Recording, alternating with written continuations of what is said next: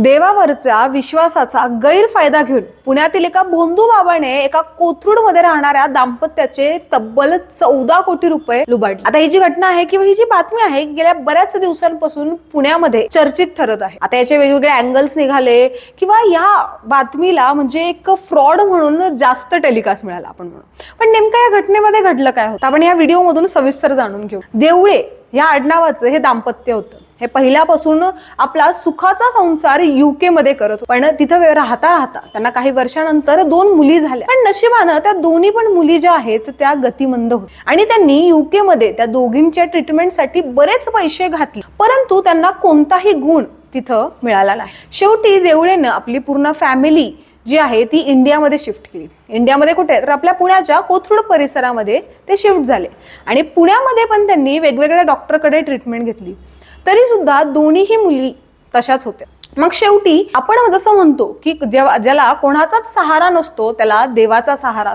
म्हणून ते देवधर्मासाठी लागले। देवाचे जाप, भजन, कीर्तन ह्या सगळ्यांमध्ये हे दाम्पत्य आणि ह्याच भजनाच्या माध्यमातून त्यांना एक व्यक्ती मिळाला।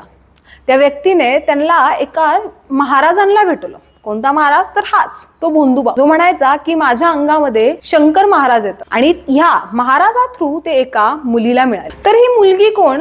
हिचं नाव वेदिका पंढरपूर। आता ही जी पंढरपूरकर आहे हिनं पाहिलं की ही जे दाम्पत्य आहे जे UK वरून इथं आलेलं आहे हे चांगलंच अमीर आहे आणि यांच्याकडून आपल्याला पैसे लुबाडणं खूप सोपं आहे, कारण की त्यांना कोणत्याही हालतीमध्ये त्यांच्या मुली ठीक व्हाव, व्यवस्थित व्हाव आणि नॉर्मल व्हाव, जसं सगळ्याच दाम्पत्यांचं म्हणणं असतं। जेव्हा या पंढरपूरकरनी त्यांना एक एक गोष्टी सांगणं चालू केल्या, त्यामध्ये तिनं पहिली सुरुवात तर अशी केली की तुमचं जे UKतलं घर आहे तिथंच फ्रॉड आहे, ते घर तुम्ही पहिला विका।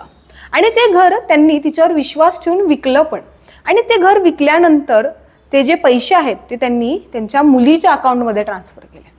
आणि ही जे पंढरपूरकर होती त्यांच्या भोळेपणाचा फायदा घेऊन शेवटी असं म्हणत होती की ठीक आहे, मग तुमच्या मुलीच्या अकाउंटमध्ये जर पैसे आहेत तर ते हळूहळू माझ्या अकाउंटमध्ये करा।